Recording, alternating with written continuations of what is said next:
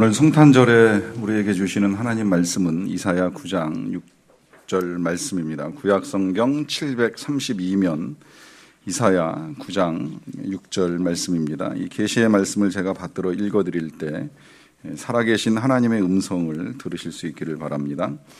이는 한 아기가 우리에게 낳고 한 아들을 우리에게 주신 바 되었는데 그의 어깨에는 정사를 메었고 그의 이름은 기묘자라 모사라 전능하신 하나님이라 영존하시는 아버지라 평강의 왕이라 할 것임이라.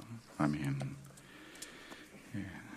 오늘은 다 알고 이 자리에 와서 예배를 드리시겠지만 주님께서, 우리 예수님께서 이 땅에 태어나신 그 생일을 감사하고 또 축하하고 기뻐하는 성탄절입니다.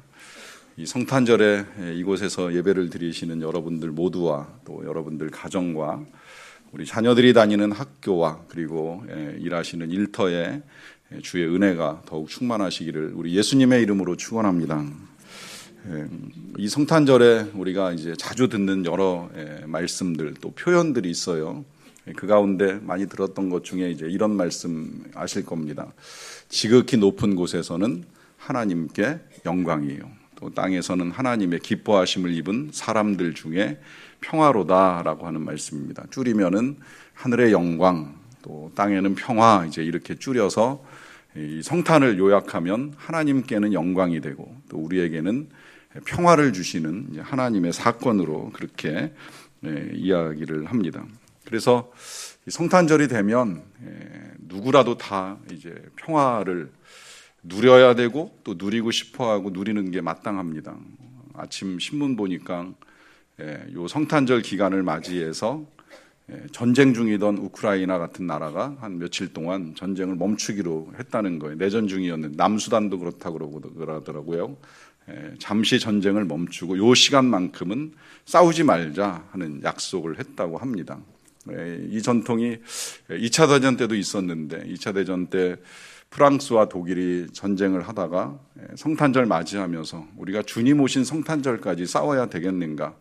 다 예수님 잘 믿는 나라들이라고 알려져 있는데 우리가 이 날까지 전쟁을 할 수는 없지 않는가 하는 생각을 가지고 두 나라가 전쟁을 잠시 멈추고 군인들이 함께 찬송도 부르고 또 함께 운동도 하고 하면서 평화롭게 며칠을 이제 보냈다는 이야기도 전해집니다. 그럴 만큼 성탄절은 평화의 날이고 또 이 예수님이 우리에게 이제 임하신 이유는 이제 그 평화를 주시기 위해서 오셨다라고 하는 것입니다. 저와 여러분들이 이제 오늘 읽었던 말씀 이사야 9장 6절 말씀은 우리 예수님께서 오시기 한 500여 년 전에 이사야라고 하는 선지자가 예수님이 이 땅에 오실 것이다라고 하는 이제 그 하나님의 계획을 알려주시는 말씀인데요. 그 말씀 다시 한번 보면 이렇게 알려줍니다. 이는 한 아기가 우리에게 낳고 한 아들을 우리에게 주신 바 되었다 그래요.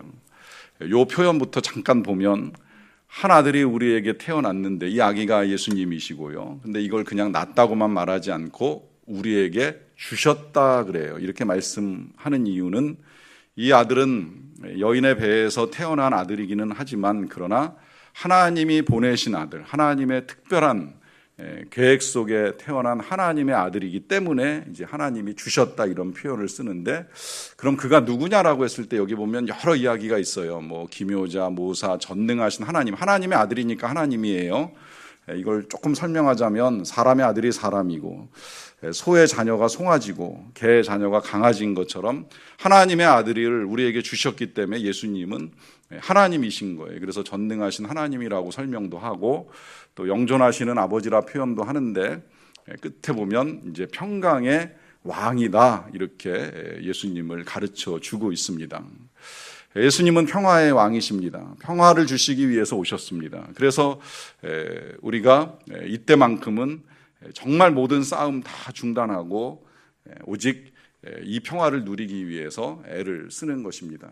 혹시 이 자리에서 예배를 드리는 어린이들 중에 오늘 평화스럽게 기쁘고 즐겁게 보내야 되는 날인데 이 평화를 누군가 여러분들에게 힘들게 하면 꼭 선포하세요. 오늘은 그러면 안 되는 날이에요.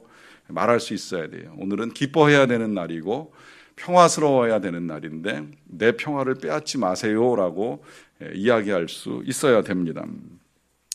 자, 그런데 우리 예수님은 분명히 평화의 왕으로 우리에게 오신 것이 틀림이 없는데 정말 이 세상 우리가 살아가는 삶의 자리는 평화로운가라고 했을 때에 그렇지 않은 여러 가지 일들이 우리 안에 일어나는 것을 봅니다.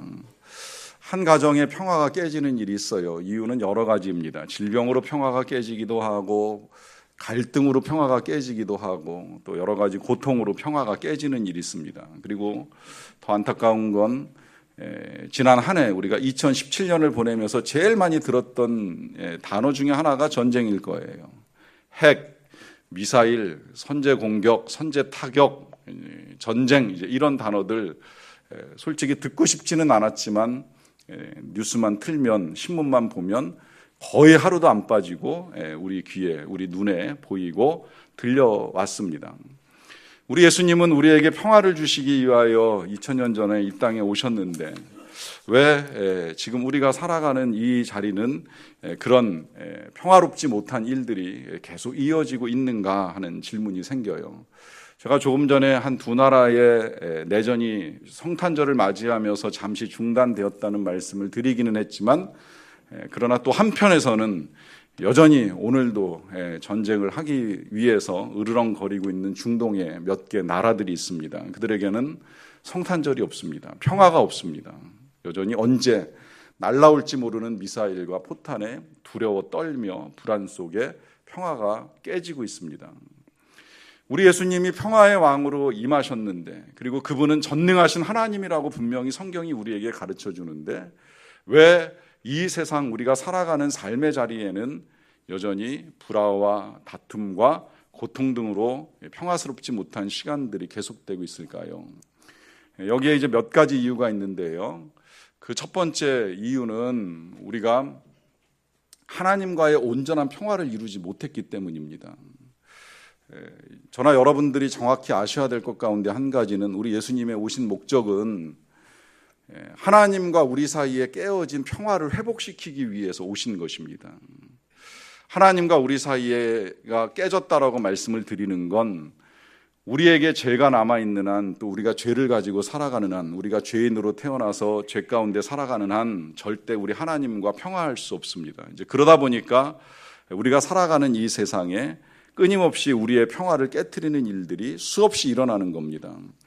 이 평화를 다시 회복시켜주기 위해서 예수님이 이 땅에 오신 것이고 그 예수님이 때가 이르렀을 때에 십자가의 고난을 통하여서 우리의 모든 죄를 용서해 주시고 하나님과 우리 사이에 화해를 이루셨어요. 평화를 회복시켜 주셨어요.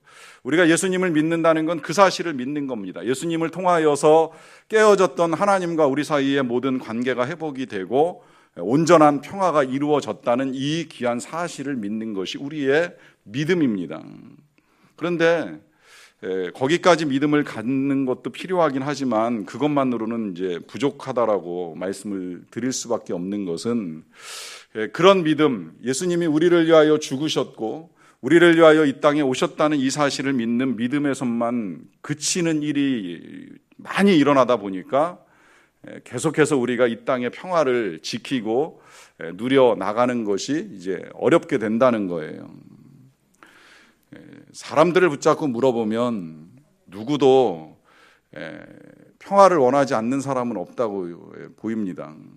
싸우고 싶냐 물어보면 절대 그렇지 않다고 이야기할 거예요. 정말 어떤 한 사람 때문에 극도로 화가 나고 흥분이 되어서 그 화를 주체할 수 없을 때 물어보면 그렇긴 할 거예요. 난 지금 참을 수 없어. 난 지금 싸워야 돼. 폭력을 써야 돼. 죽여야 돼. 이렇게 생각할지 모르겠지만 그렇지 않은 경우에 대부분의 사람들은 누구도 나는 싸우고 싶어라고 말하는 사람은 없습니다. 이걸 진짜 곧 전쟁할 것만처럼 보이는 북녘의 지도자든 미국의 지도자든 놓고 물어봐도 정말 전쟁하고 싶으냐고 물어보면 이렇게 말할 거예요. 난 그러고 싶지는 않아. 그러나 그럴지도 모르니까 이걸 준비하는 거야, 이걸 하려고 하는 거야 라고 말을 하지, 내가 하고 싶어서 한다고 말은 안 할 거라는 이야기예요. 그럴 만큼 우리는 근본적으로는 평화를 원하는데 왜 이 세상은 전쟁의 소문이 끊임없이 우리의 귀에 들려오고, 왜 우리의 마음을 힘들게 하는 불화의 소식들, 또 실제적인 다툼과 여러 가지 고통들이 우리에게 임하느냐라고 하는 질문을 하게 될 때에, 누구나 평강은 원하는데요, 평강의 왕은 원하지 않기 때문입니다. 예수님은 평강을 주시기 위하여 오셨지만 평강의 왕으로 오신 분이십니다. 이 말은 평화를 원한다고만 되는 것이 아니라 진짜 평화를 원하면 우리 예수님을 우리가 왕으로 인정해야 돼요. 그런데 여기서부터는 조금 이제 힘들어집니다. 뭐가 힘들어지는 거냐면, 다 평화는 원하지만 예수님이 내 평화의 왕이 되는 건 원치 않는다는 거예요. 이 말은 나는 싸우지 않고 살고 평화롭게 살고 싶고 고통 없는 세상에 살고 싶은 마음은 가지고 있지만, 그러나 예수님을 나의 왕으로 모시는 일은 하고 싶어 하지 않는다는 의미가 되는 겁니다. 왜냐하면 우리는 우리 마음속에 다 우리 각자가 왕노릇하고 싶어하는 마음들을 가지고 살아가기 때문입니다. 표현이 왕이라 어쩌면 이해하기가 어려울지 모르겠지만 이걸 그냥 이렇게 이해하면 쉬울 것 같아요. 우리는 다 내 맘대로 하고 싶어하는 세상에 살아가고 있기 때문입니다. 그런데 우리 모두가 다 내 맘대로 살고 싶어하면 이제 거기서부터 평화는 깨지기 시작을 하는 거예요. 북녘 땅의 평화가 깨진 건 내 맘대로 하고 싶어하는 독재자가 자기 맘대로 하고 싶어 하는데, 그걸 반대하는 사람은 다 숙청하고 처형시키고 죽이면서 자기만의 세상을 만들어 가다 보니까 그거에 의해서 많은 사람들의 평화와 부요함이 빼앗기고 가난과 추위와 고통 속에 억압당하는 일들이 일어나게 되는 거예요. 그런데 그것이 그 독재자 한 사람한테서만 일어나는 일이 아니라 우리에게도 힘이 주어지고 자유가 주어지고 능력이 주어지면 누구라도 다 내 맘대로 하고 싶어하는 이 욕구들 가운데에 예수님의 통치를 거부하고 내 맘대로 살고 싶어하는 이런 세상이 우리의 평화를 빼앗아 간다는 것입니다. 여러분, 이걸 한 가정 안에 갖고 와서 이렇게 들여다보면 한 가정의 평화가 깨지는 건 자기 맘대로 하고 싶어하는 사람 때문에 깨지는 거예요. 부모가 자기 마음대로 아이들을 가르치고 싶어하니까 아이들은 기쁨이 없습니다. 즐거움을 빼앗기는 겁니다. 이게 반대가 돼가지고 아이들이 부모를 거역하고 부모님조차도 자기 마음대로 움직여버리려고 하고 부모 무시하면 그것 또한 평화가 깨지는 거예요. 부부 사이에도 섬겨야지 평화가 이루어지는데, 사랑해야 평화가 이루어지는데 당신이 왜 내 말을 안 듣느냐라고 하면서 한 사람이 왕노릇하면 그 가정의 평화가 깨지는 겁니다. 원래 신혼 때 하는 얘기 있잖아요. 한 사람 신나고 한 사람 혼난다고. 한 사람 재밌으면 한 사람 힘든 거예요. 한 사람이 왕노릇하면 한 사람은 고통스러운 거예요. 이런 모든 일들이 일어나는 이유는 그 누구도 우리 예수님을 왕으로 섬기지 않기 때문입니다. 그러나 이런 건 우리가 할 수 있어요.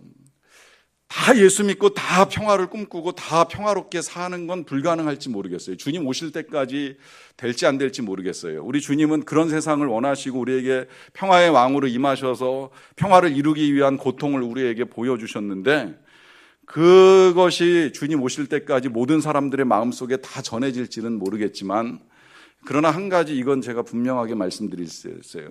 남들이 예수님을 왕으로 모시고 평강을 누리려고 하든 아니하든 오늘 이 자리에서 예배를 드리는 저와 여러분들 각 사람 한 사람이 오늘 이 성탄절을 맞이해서 정말 내가 예수님을 나의 평화의 왕으로 맞이하려야지 하는 마음만 오늘 분명하게 하고 가실 수만 있다면 여러분들의 삶의 자리에서 평화는 충분히 회복됩니다. 이 말은 여러 가지 경우에 적용을 좀 해봤으면 좋겠어요. 혹시 질병 때문에 불안이 찾아오고 마음의 평화가 깨졌습니까? 주님께 맡기세요. 주님의 통치에 위탁하세요. 주님께 모든 걸 맡기고 주님이 내 생명의 주인이고 왕이시니 주님이 알아서 하십시오. 맡겨드리면 그때 평화가 찾아옵니다.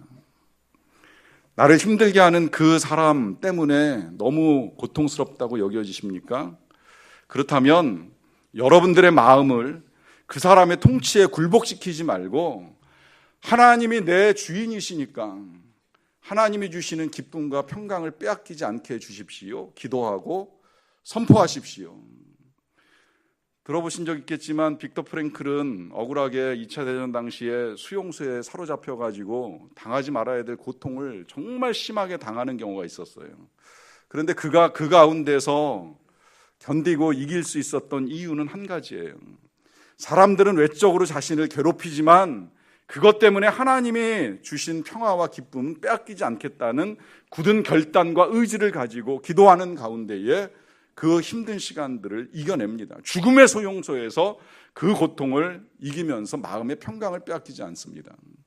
여러분들의 마음을 힘들게 하는 사람 때문에, 불안하게 하는 요인 때문에, 또 고통스럽게 하는 여러 가지 이유들 때문에 여러분들의 마음까지 빼앗겨버리고 주인을 내어주는 일을 하시지 말라는 말씀입니다. 오히려 그럴수록 주님 내 마음에 평화를 주십시오. 주님 내 마음에 기쁨을 주십시오. 평강의 왕이신 예수님이 내 마음을 다스려 주십시오. 그리고 내 삶을 주님께 내어드리니 주님이 받으시고 주님이 주시는 평화를 누리기 원합니다. 이 기도와 선포 속에 오늘 평강의 왕으로 오신 예수님의 그 평화가 저와 여러분과 이 땅 가운데 임하게 될 줄로 믿습니다. 기도하겠습니다.